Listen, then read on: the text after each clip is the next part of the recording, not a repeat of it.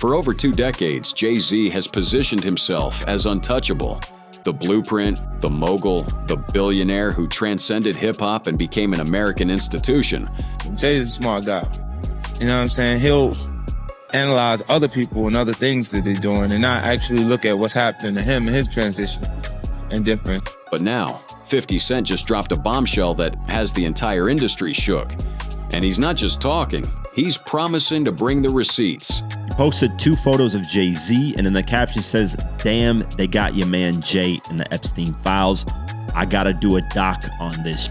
A documentary on Jay-Z from the same man who just took down Diddy?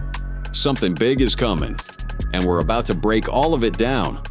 50 Cent just told the entire world he's coming for Jay-Z's neck, and he's bringing a whole Netflix documentary with him. The moment those Epstein files hit the Department of Justice website, Curtis Jackson didn't hesitate. He didn't flinch. He went straight to Instagram and declared war on one of the most powerful men in hip-hop history. And what he posted? It's sending shockwaves through the entire entertainment industry right now. He posted 2 photos of Jay-Z, and in the caption says, "Damn, they got your man Jay in the Epstein files. I gotta do a doc on this." Let that sink in for a moment. The same man who executive produced the Netflix documentary on Diddy, the same documentary that helped expose decades of alleged abuse, is now publicly announcing he's coming for Sean Carter next. And make no mistake about it, when 50 Cent says he's doing something, this man follows through. We saw it with Diddy. We saw it with Power. We saw it with every single person who ever crossed him. 50 Cent plays the long game, and he always collects. But here's where things get even crazier.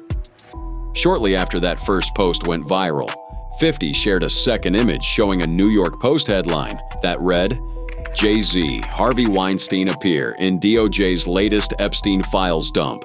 And the caption says, "I know I'm late on this, but this is kind of crazy. What do you do to get thrown in that mix?" So he's asking, like, what the heck did Jay-Z get involved in to be thrown in that mix? That question, that simple, devastating question, is exactly what millions of people around the world are now asking themselves. What do you have to do to end up in those files? What kind of circles do you have to be running in? What kind of connections do you have to have? 50 Cent isn't just trolling here. He's planting seeds, building a case, and letting the public connect the dots themselves. Now, for those of you who haven't been following this situation closely, let me break down exactly what dropped in these Epstein files because the details are absolutely mind-blowing. On January 30th, 2026, the Department of Justice released over 3 million pages of documents related to the Jeffrey Epstein investigation.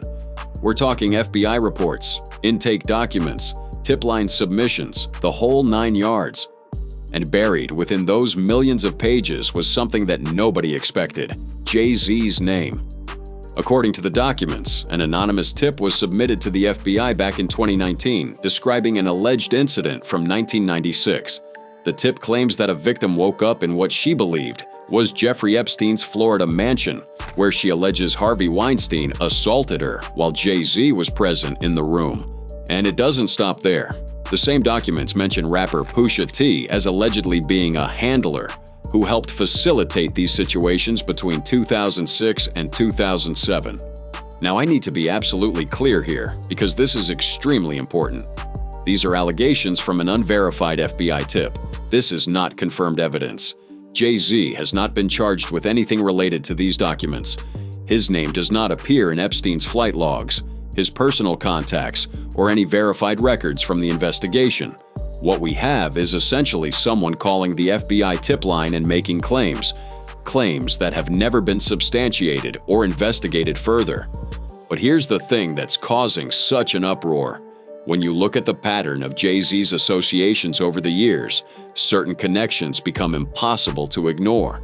This man was extremely close with R. Kelly, who is now serving decades in prison for horrific crimes against children and women.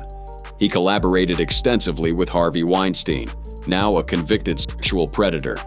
And perhaps most damning of all in the court of public opinion, Jay-Z maintained a close friendship with Sean Diddy Combs, who is currently facing federal charges related to sex trafficking.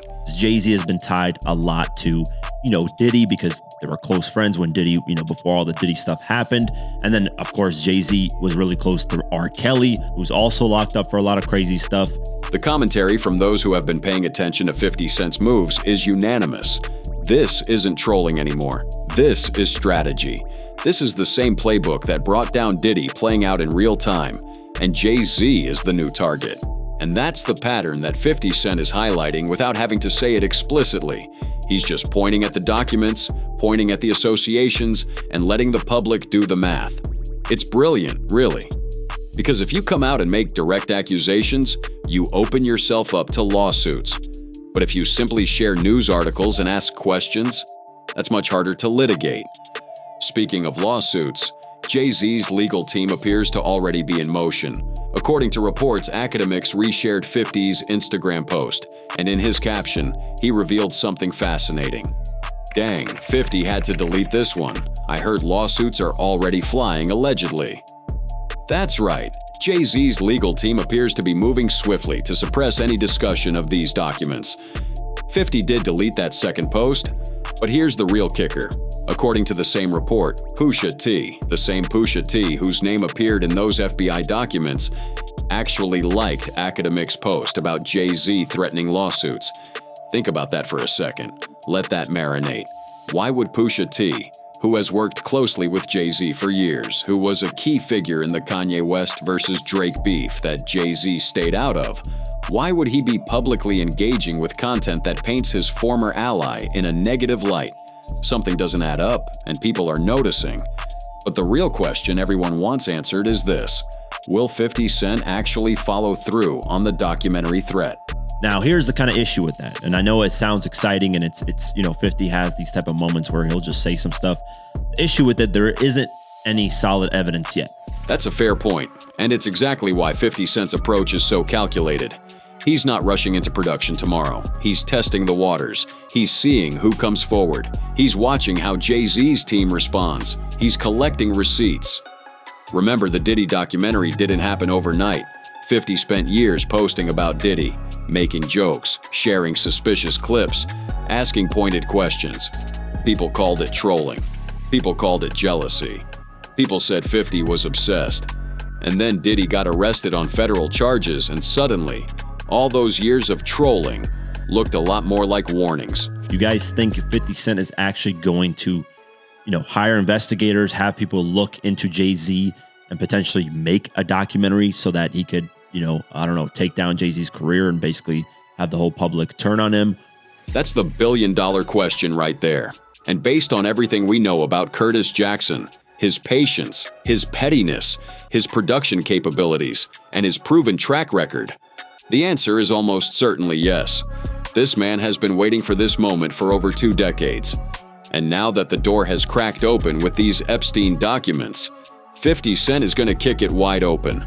The internet has not been kind to Jay-Z since these documents dropped. Reports indicate that he lost over 100,000 Instagram followers almost immediately after the news broke. High-profile accounts began unfollowing him. There's even speculation, and I want to emphasize this is unconfirmed speculation, that his own mother-in-law, Tina Knowles, unfollowed him on social media. The walls are starting to close in, and 50 Cent is standing outside with a camera crew ready to document every moment of the collapse. Now, to truly understand what's happening right now, you have to understand that 50 Cent has been waging a shadow war against Jay-Z for over 2 decades. This isn't new beef. This is old wounds being ripped wide open at the worst possible moment for Mr. Carter. It all started back in 1999 when a young, hungry Curtis Jackson released a track called How to Rob, a humorous but sharp diss record where he fantasized about robbing various celebrities, including Jay-Z himself. Jay-Z didn't take kindly to the mention. At Hot 97 Summer Jam that same year, Jay-Z freestyled a direct response with the now infamous line, "I'm about $1. What the f*** is 50 Cent?" He delivered those bars while 50 Cent was standing backstage. It was a public humiliation designed to put the young rapper in his place. But 50 Cent didn't break. He didn't bow down. Instead, he survived being shot 9 times, signed with Dr. Dre and Eminem, and released Get Rich or Die Tryin', one of the most successful debut albums in hip-hop history. And throughout his rise, he never forgot that moment backstage. He never forgot how Jay-Z tried to diminish him before he'd even had a chance to prove himself. In a recent interview, 50 Cent addressed Jay-Z's dismissive comments about him head-on. When asked about Jay-Z claiming nobody's scared of 50 Cent, his response was measured but devastating. I don't think it was taken out of context. No, I think the guy who was talking to him made him feel like a punk. Then 50 dropped the real analysis, the kind of insight that shows just how deeply he's studied his adversary over the years. Him making you feel like a punk is the issue. And at the end of the day, I look at it and people don't assess themselves. Even really intelligent people. And Jay's a smart guy. You know what I'm saying? What 50 is pointing out here is something that many people in the industry have whispered about for years, but few have dared to say publicly. Jay-Z doesn't fight his own battles. He positions himself above the conflict while sending others to do the dirty work. A piece of work, man. He always put somebody in front of him. When Jada came for him, he put Beanie in front of him. And Beanie went back and forth with Jadakiss. When Cam came for him, he put True Life in front of him. And they went back and forth. Let me break that down for the younger viewers who might not remember. When Jadakiss and the LOX were having their issues with Rockefeller Records, it wasn't Jay-Z who stepped up to exchange lyrical blows. It was Beanie Siegel. When Cameron was publicly calling out Jay-Z and questioning his street credentials, Jay-Z didn't respond directly. He let Memphis Bleek and others handle the back and forth. Time and time again, Jay-Z has avoided direct confrontation while maintaining his image as untouchable. But here's where it gets really interesting. 50 Cent talked about how this avoidance strategy has actually made Jay-Z more vulnerable, not less. That's crazy. I think everyone was kind of like just going crazy that night anyway at the MTV Awards. Yeah, but that's not... Nah, everyone wasn't. They just felt, you gotta feel comfortable enough to do that. Remember when that person ran up on stage during a Jay-Z performance? That moment shocked people. But 50's point is profound. That kind of disrespect only happens when people perceive weakness, when people sense that there won't be immediate, personal consequences. And according to 50, that perception exists because Jay-Z has spent decades cultivating an image of being above the fray, which, ironically, has made him appear soft to those who don't respect corporate power. I'll fuck up. You do some shit like that, and I'll fuck up. Let me go on record with that, because I ain't really with all like dunking. I think everybody already know that. And they know, like, they already know. That contrast is stark, isn't it? 50 Cent is explicitly stating that such disrespect would never happen to him because people know, they know that there would be real, personal consequences. And whether you agree with that energy or not, you have to acknowledge the point he's making about perception and power in the entertainment industry. But 50's strategy against Jay-Z isn't just about street credentials or who would win in a hypothetical confrontation. It's about something far more sophisticated: documentation. The same way he spent years collecting information on Diddy before finally releasing that devastating Netflix documentary, 50 appears to be building a case against Jay-Z piece by piece, post by post, headline by headline. The Diddy documentary wasn't a spontaneous project. It was years in the making. 50 Cent had been posting cryptic messages about Diddy's alleged behavior for the better part of a decade. People laughed it off as trolling. They dismissed it as jealousy. They said 50 was just being petty. And then the lawsuit started. Then the federal investigation began. Then Diddy was arrested. Suddenly, all those years of trolling looked a lot more like warnings. Now 50 is applying the exact same playbook to Jay-Z. He's posted about the Epstein connection.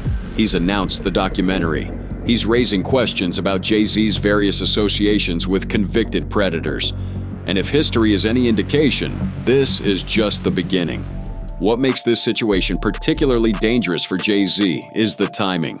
The music industry is currently undergoing its most significant reckoning in decades. R. Kelly is in prison. Harvey Weinstein is in prison. Diddy is facing federal charges. The public's appetite for accountability has never been higher. And now, fairly or unfairly, Jay-Z's name is being mentioned alongside all of these individuals. Even artists who have worked with Jay-Z are starting to speak out. British Sri Lankan rapper MIA revealed something disturbing about her experience after signing to Roc Nation. Even when I met Jay-Z and I signed to Roc Nation, the first thing he told me to do is get plastic surgery.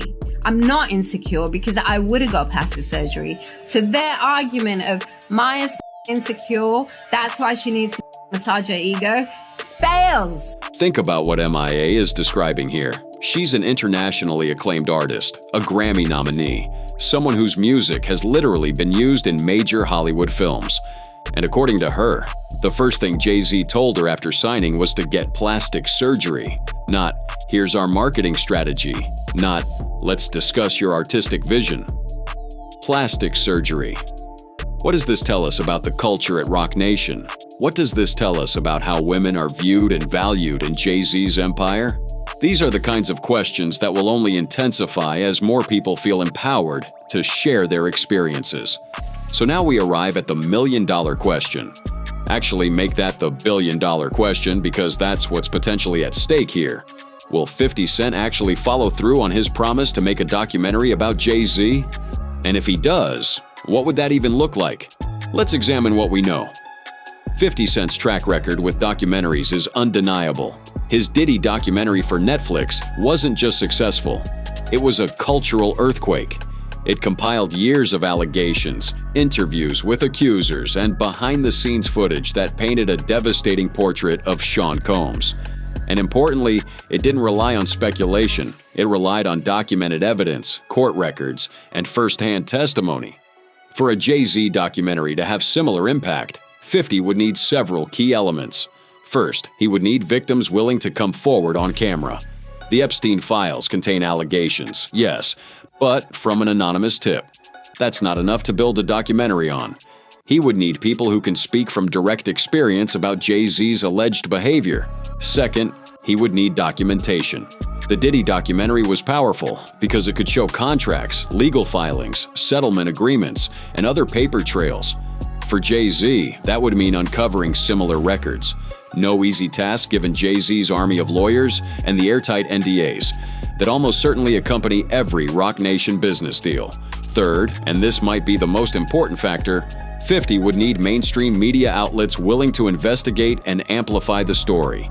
The reason the Diddy allegations finally caught fire was because reputable journalists began digging into the claims. Without that institutional support, even the most explosive documentary can be dismissed as a personal vendetta. But here's what makes this situation different from typical celebrity beef. The Epstein connection changes everything. Those documents, released by the actual Department of Justice, give 50 Cent a legitimate starting point that isn't based on rumors or old grudges. He can point to federal documents and say, these exist. These questions need to be answered.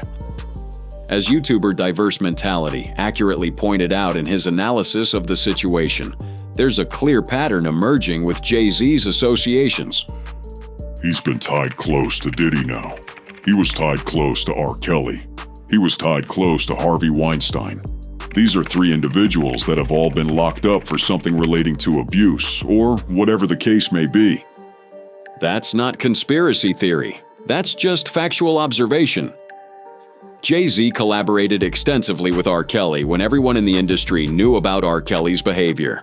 Jay-Z worked closely with Harvey Weinstein on numerous projects.